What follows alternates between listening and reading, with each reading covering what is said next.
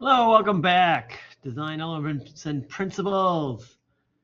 We are up to session 14, pattern. Next week, 15 and 16, we roll out, we're done. We're done. Everything will be finally due. We still do the follow the due dates, but week 15, for session 15 and 16, they'll be due, I believe it's December 14th. So just kind of pay attention to your due dates. Pay very close attention to the due dates. Let me zoom in on this. So without further ado, let's jump on in. All right. Oh, where's the thing? All right, register for class. Oh, here, easy registration checklist. Again, I'm telling everybody register for your classes. If a class you want to take is full and there's only one session, make sure you wait list. If you don't wait list, we don't know that anybody else wants to take that class. And we need a minimum amount of students to run a class. So if you don't wait list and you're like, oh, it just wasn't available, we can't open it. But if you wait list and we get enough people on the wait list, we will open a new section to accommodate you. But if we don't know, we can't do it. So make sure you're wait listing as you move on to the second semester, or find what you need here and continue on with your first semester. There's no hurry. There's no rush. Just work your way through. Work your way through it. So we got that. Your little quiz. Always do the quiz. Look it up. Oh, why should you avoid using all caps in body copy? It reduces readability. That's what it is. People love to do it early on. It's a big thing. You find these fonts and it's all caps, so you write in all caps. You don't need to yell, and it takes a while, but just don't do it. All caps is no good. If it's a title, it's different. But if it's a whole section of body copy, nobody can read all caps continuously. It gets really hard on the eyes. All right, the book. Here it is, pattern. This is a simple one. I perused through this one. There's just a lot of cool items in here. Just like look at and be like, oh, okay, so I can do that someday. I can try that. I'd love to try that. Love the gradient, and then it's like a double gradient and the pills and the pill. Cool stuff. So take a look at pattern, find something in there. Let me know what you like, from your own words. We will next review the pattern lecture. I'll go over the research. I'll go over the project, and then go over the computer rough draft for the InDesign pamphlets project, which is identical to the poster project. The only difference is you're using a different program, and it's going to be 4 little layouts instead of one giant one. But the process is the same, where you bring in the drawing, then you start dropping in your pieces on top of your drawing, and then after that you start adjusting. Like I say every time, like you will end up, it's much quicker to do the dirty work, quote unquote, by hand, and then bring it into the computer, rather than trying to do it in the computer and futz around and move around. Like you just place it in and be like, oh, this is where I wanted this piece, this is where I wanted this piece. So we will get into that, of course. So let's start and let's talk about some pattern. It's pretty down to earth. There's only so much you can say about pattern. So for all of you, you're like, oh, thank goodness. Let's talk. And so let's talk about pattern. Oh, it's too big.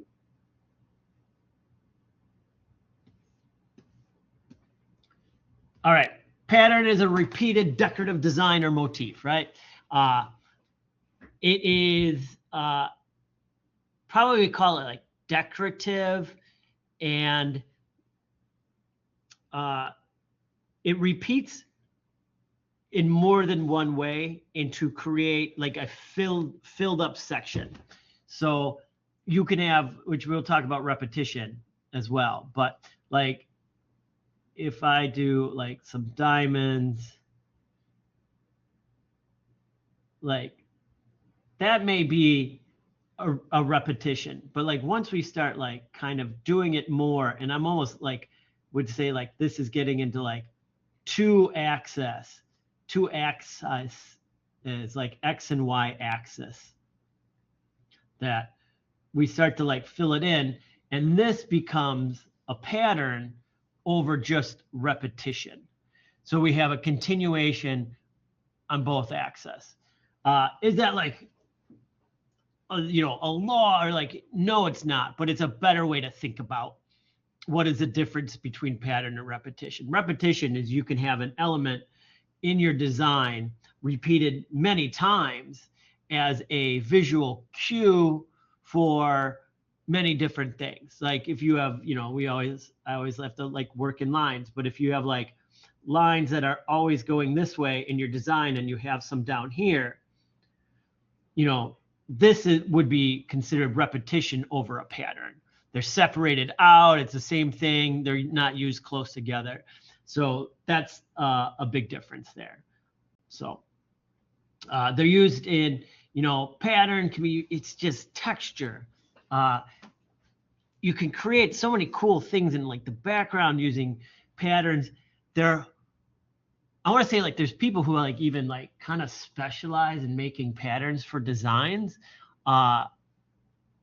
It's one of those like, I want to do it more than I do, because it does take a little bit of time. You can easily repeat stuff, but to get something like a really engaging pattern that doesn't, interrupt too much, or how do you use the pattern within design is much harder. But you can do some very, very cool stuff. I love it. I wish I could do it more. I don't, but I wish I could. Patterns and repetition contribute to a visual unity by tying together the different elements. So a repetition, you repeat a pattern on a page, it makes or repeat design elements on a page. Let me say it again. Repeat design elements on a page. That helps the viewer understanding that like it's all cohesive. This is all goes together. And the same thing could be like the pattern running, like say a pattern's running in a background, or you have little bits of pattern here and there and it's the exact same pattern. Again, it ties things together. Repetition can be used to establish hierarchy. There used to be, way back when people listened to the radio, like in their cars, and there'd be, I don't know if they still do it, because you just don't hear those proper ads anymore. Like monster truck rallies they'd always yell on the radio like Sunday, Sunday, Sunday.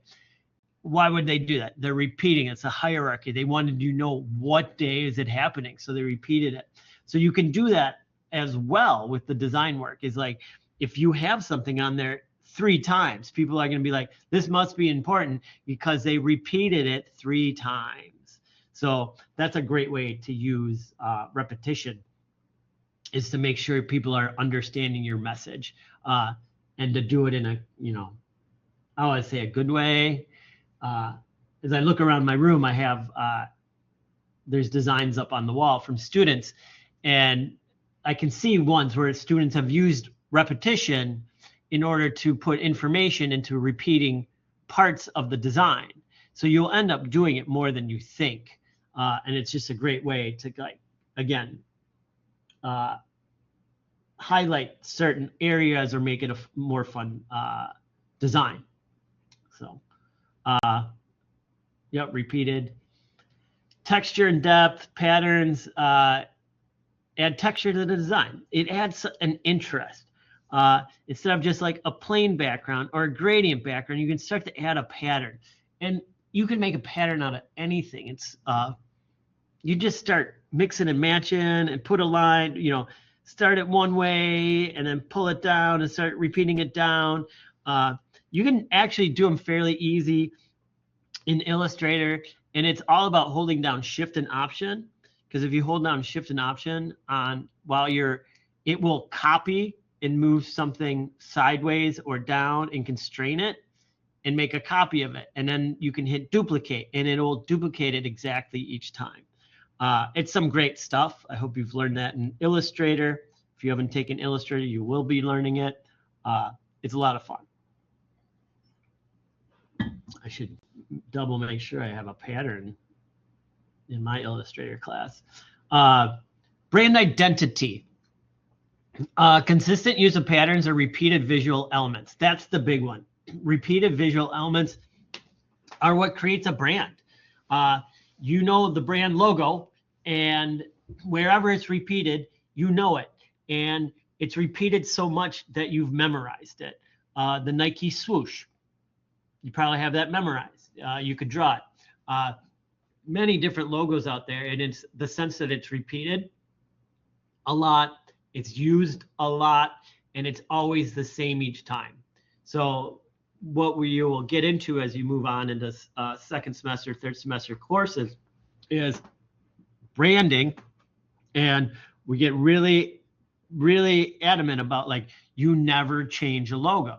If a company gives you a logo, you don't just squish it, squash it, change its colors, nothing. Like, it needs to be that logo exactly as is. You never change it unless the client who owns the logo says, oh yeah, you can change it. You never change it. It's very odd in the beginning for that when we talk about brand identity, that it's hard to like get like, well, but I want it green to match this thing. It's like, no, you just can't do that. It needs to stay the way it is. So there's some very important stuff you'll learn later on. But brand identity and repeating that identity over and over and over, we know it. McDonald's. Close your eyes and think of McDonald's. You know, red and gold arches. That's their repeating pattern. You know it. You don't even have to see the whole thing.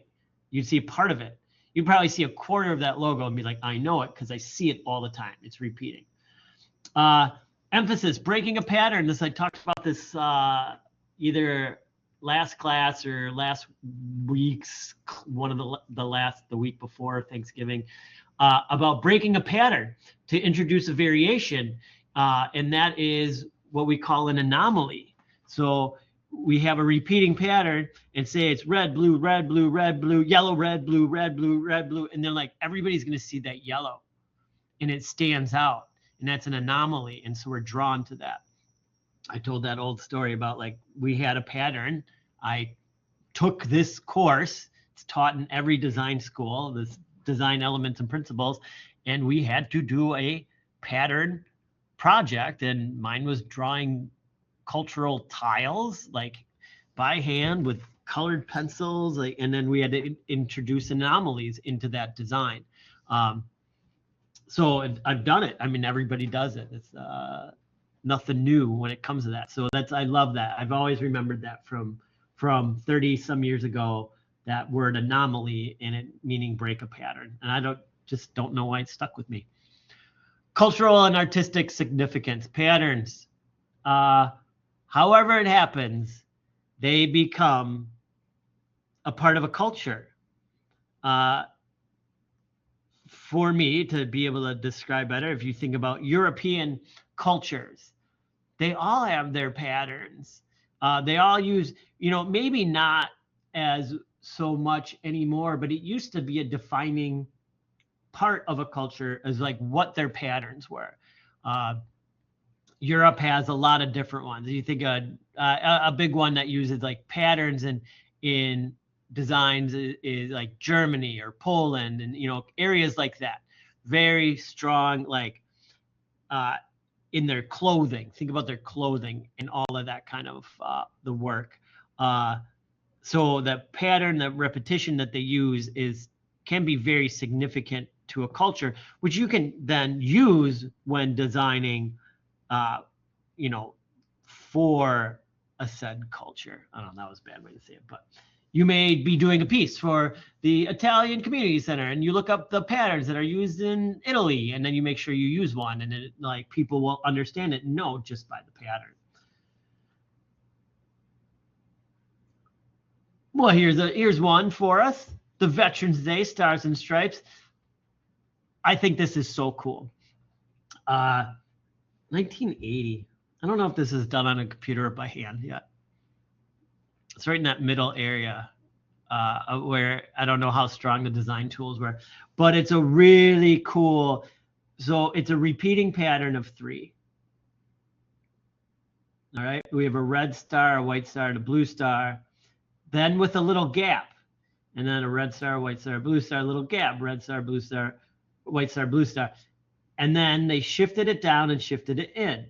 And then they started to color only certain parts of each of those to then extend this out to make the star shape.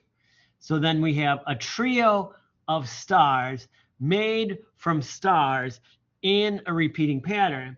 And what they did is by doing this, we created the anomaly is, I just messed up.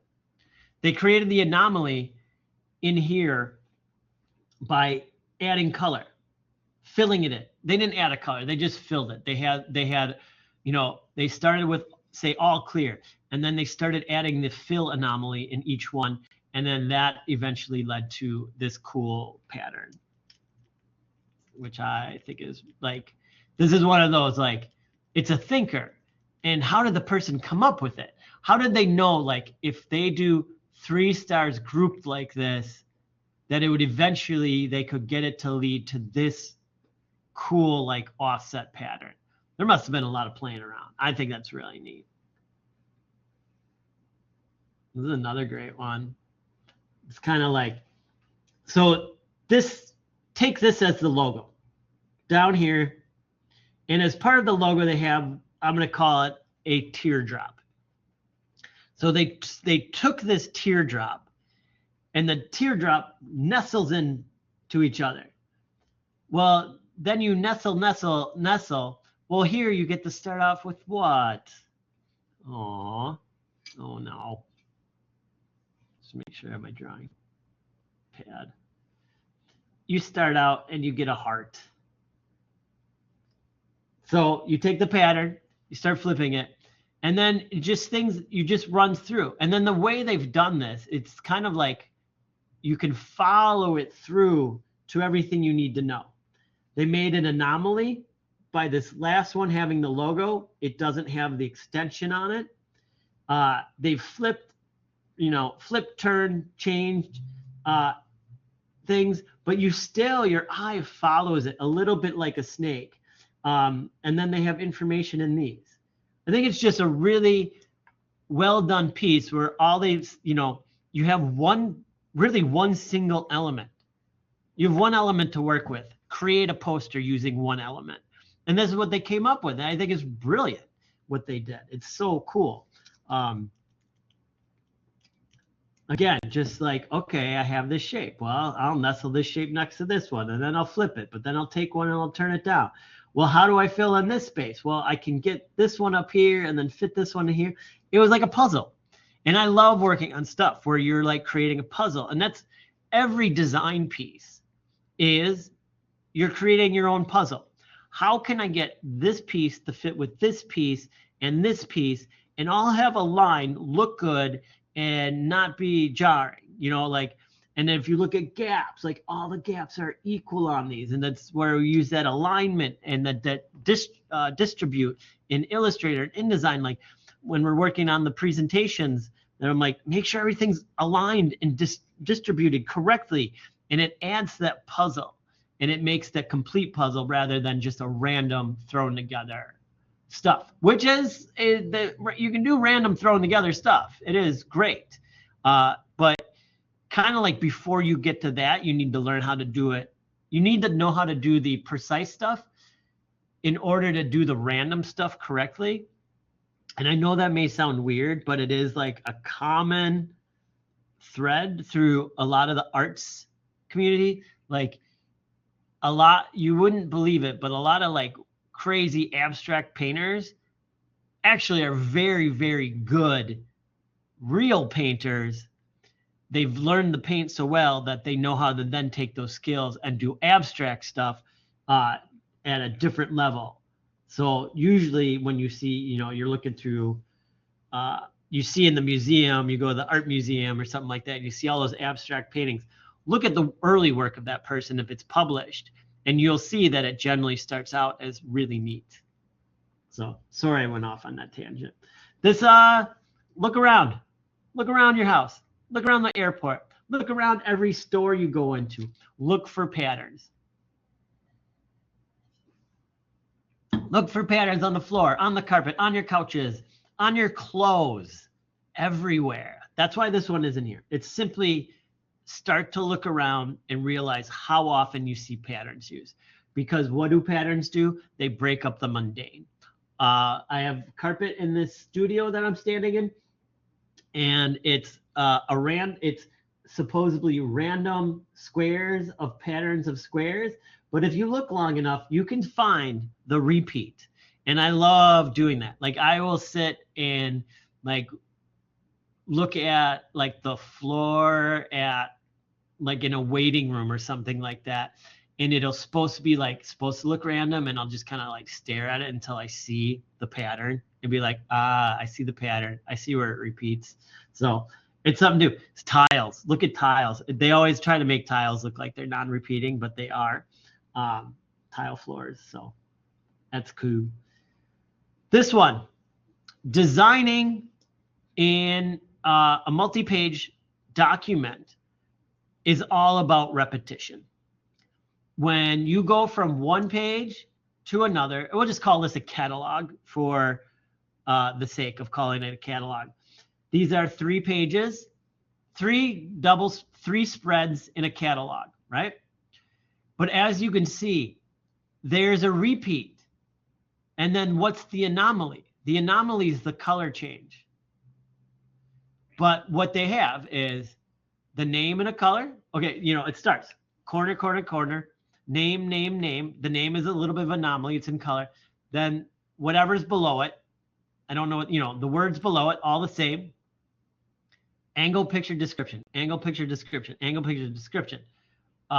Name, name, name. They've moved the names around a little bit, but it's still portrait, color bar, portrait, color bar, portrait, color bar, and then another picture of the piece, picture of the piece, picture of the piece.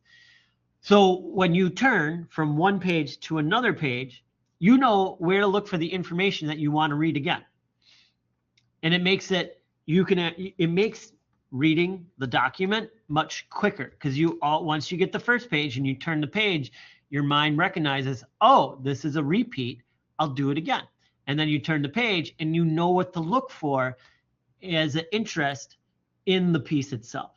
So repeating this pattern from spread to spread to spread, one, makes the design easier, makes the design more cohesive, and it makes it easier for the consumer to read.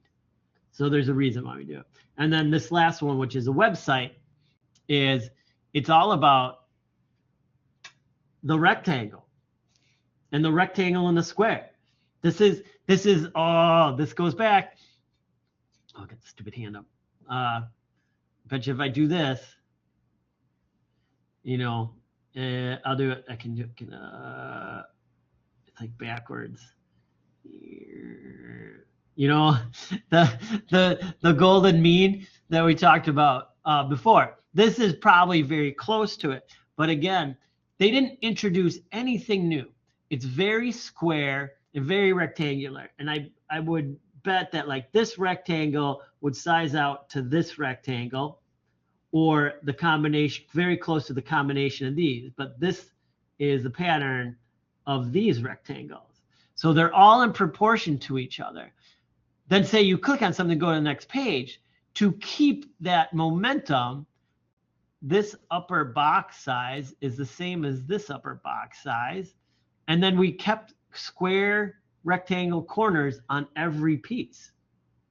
They didn't start introducing circles, anything else. Okay, they have the 4 little dots in the corner, but the main design, and these little dots down here, but the main design, the main part you're looking is all squares, and then they rounded it out at the bottom, which this, right? This is this, and then they only needed 2 sections here, but it's still in line with that. So everything is even though this is repetition of design elements, even though they may not all look exactly the same, it is a repeat of the design elements throughout the piece. Any questions about repetition? All right, let's keep moving.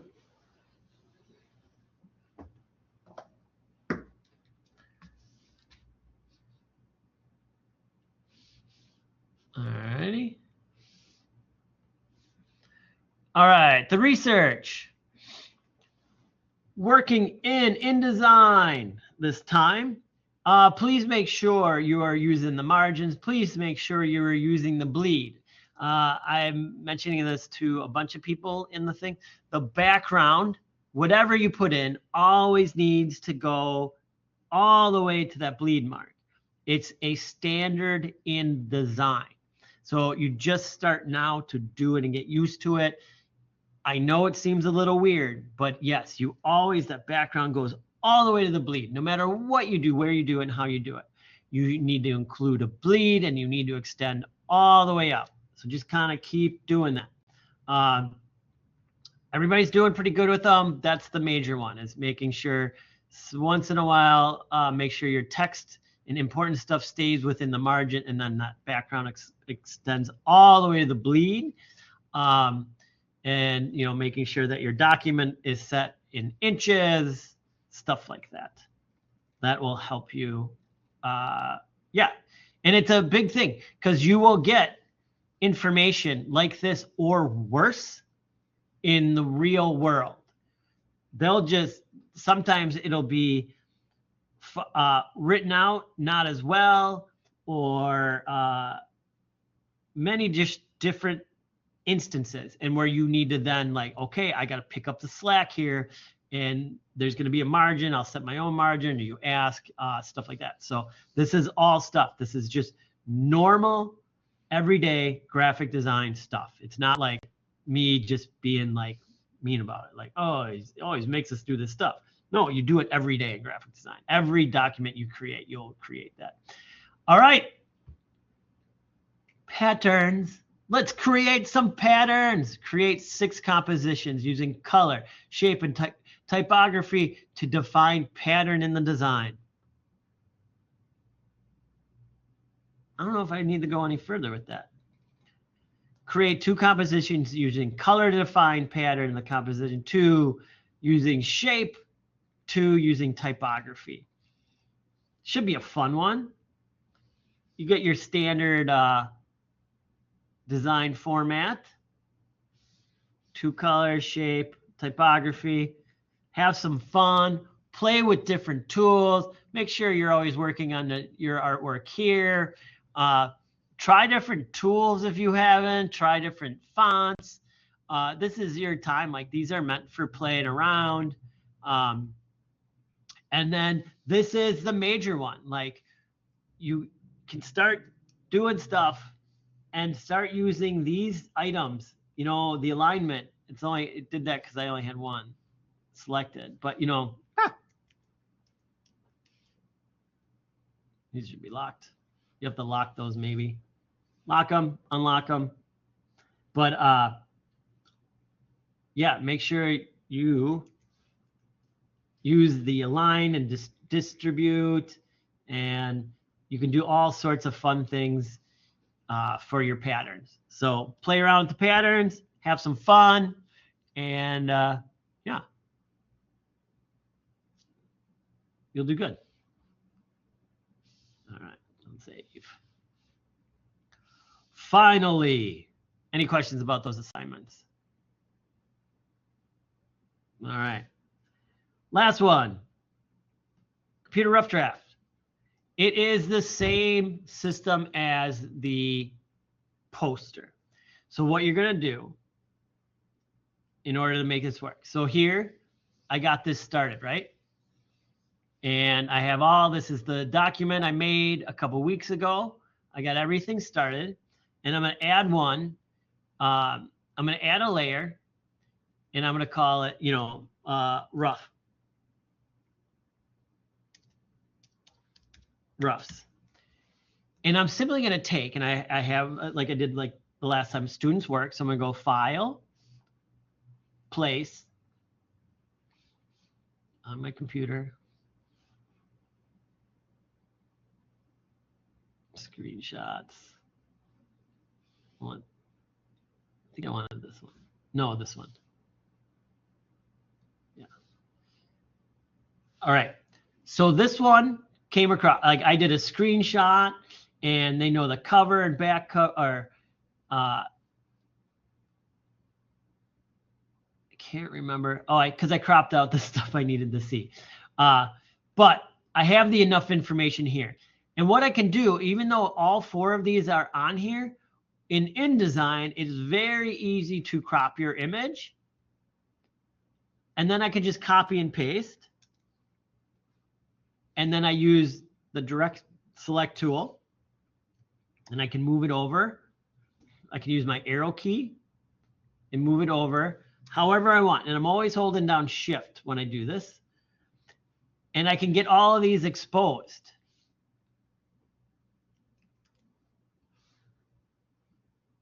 And then copy paste. And so, and then I'm going to size them to my document. Free transform. Hold down Shift. And this I will distort. It's a little bit off, but that's okay. But I can distort it to get it to where I want it. So I will, in fact, distort it because I want the full image. And like I said, this is the reason you did those drawings, is to do this, is to bring them in and then have a starting point for your designs.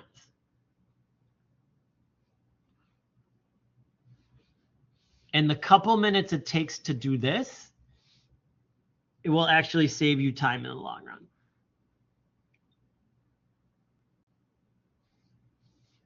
Because then I know exactly where I'm going to put stuff, even though this may be out of order. It's not my design. I just copied and pasted stuff. Then you can just start going in and place it. Oh, I forgot to move these over.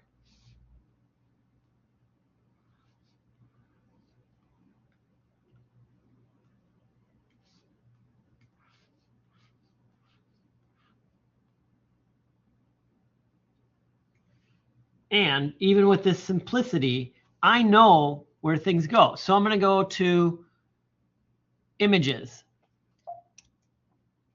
And I'm going to back out and go to File, Place, and I'm going to grab them all.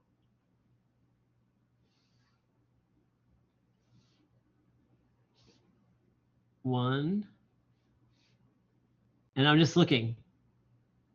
That's that one. That's that one. I don't know where the student put this one. This one is in that corner. This one that was, they had something about the map being in this one. This is the him one. So you can just go through and as quick as that, and then start to resize. Again, use the free transform tool in InDesign. It will speed up your process. You don't have to click back and forth. And we're going to make sure, you know, like bring things away from the margin. And then you just start going at it, you know, start clicking on your items and getting them more accurate to your drawing. And then you can see like where you can change stuff. So like if I know this is my middle line right here, then I want the same distance here as there is here. Hey, there's something I could do right there. And then say this one, I believe it says all this, her map art. So you can just then take this piece, we'll make it really big. I'm going to make it all the way to the bleed, right? It's the background. And then I can crop it. And then cropping's easy with this. In InDesign. InDesign. Oh, I had the wrong tool selected. I'm going to go back out. So I can crop it in. And then maybe this is so busy that here I can go to opacity. And what if I go to opacity 25? And then that way it's in the background. And then, you know, it's just about placing your stuff in. Oh, free love. There it is. I knew this was somewhere.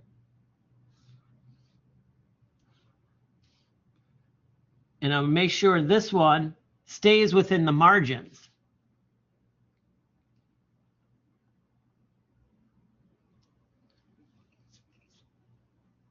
And then if there's a background, and then they have, this is the text. They wanted this image the full size. Let's see if it can fit the full size. It may be not correct proportion. It's a little bit off. What do we lose? So for this, we lose. So I would bring this in so we don't lose anything, meaning cut off beyond the margin. And then we could use that and we could keep that. And then it's either a white background or whatever. Then you have your text, paragraphs. Get that box in there on the paragraph layer. I thought I kept it open. Oh, I didn't.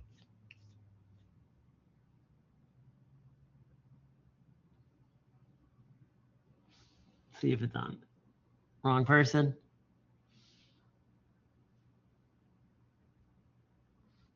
Oh, okay. Oh, I kept the wrong person open.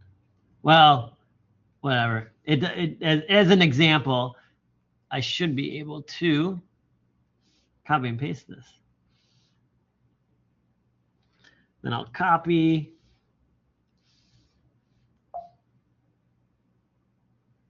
Oh, I don't care. Then I can paste. And then my text is in there. It's just about copying, pasting. I'm gonna make sure that in my text, under the character and or paragraph, I'm gonna take off that hyphenate. We don't want hyphenate on. I'll tell you another trick is, see there's one word at the bottom of this paragraph that's on its own. We don't want that. So we're gonna adjust all the type to make sure that we don't have one word by itself. You're gonna have to start being really really look at typography. If you're not in the typography class, you'll start to learn more and more through me and through other people about like figuring out like there's certain rules for typography that you never break. And then you're going to hear from me and other people be like, why did you do that? You need to remove that. Like here, there's a ton of missing spaces that you as the designer need to go in and fix. So I need to go in and every one of these that's missing a space because it was a return somewhere else, you need to fix it. So you actually have to go, like this is your job. So when somebody comes to you for a design, and even if they give you the text and it's all messed up, they expect you to go through their text and fix it. You are the typographer. Well, this is the way you gave it to me. They're paying you to actually go through and make sure it is beautiful. And then to make sure I don't have two words or a single word at the bottom, I'm going to hit a shift return, which is called a soft return. And then there I have two words instead of just a single one. Little design note. So that's what you go and do. And then I can turn this off. We can start to see, and then we can add background colors and other stuff that we wanted to add to our piece. So that's how you do it. Any questions on how to proceed with the computer rough for your design? All right, great. I'm really looking forward to see what you all come up with. Any questions, comments, anything you need, please reach out. I check often. Yeah, I'm excited to see what you do. Next week is our final week. We will learn about two more. We'll kind of continue as we are. It's just stuff will be due on the Sunday, not a full week away. So the week stuff gets shorter starting next week. So plan in your head that like nothing is due past next week's Sunday, but all the same stuff is due. But it'll be for your poster and this pamphlet. Hopefully, if done right, all my comments will be small changes. Adjust this, and I try to keep it to like generally like 3 small changes. Or I think about like this will only take you a small amount of time to change, and then in the future there's future elements. But I'm also next week we'll teach you how to do the mock-ups where you make it look like it's kind of real in the real world, and into which you'll have to do a little Photoshop work. So it's pretty easy as well. So all right, if there's no questions, comments, or concerns at this point, you know how to reach me. And I look forward to seeing all of these 2 big designs come to fruition. All right, take care, and I'll talk to you later. Bye-bye.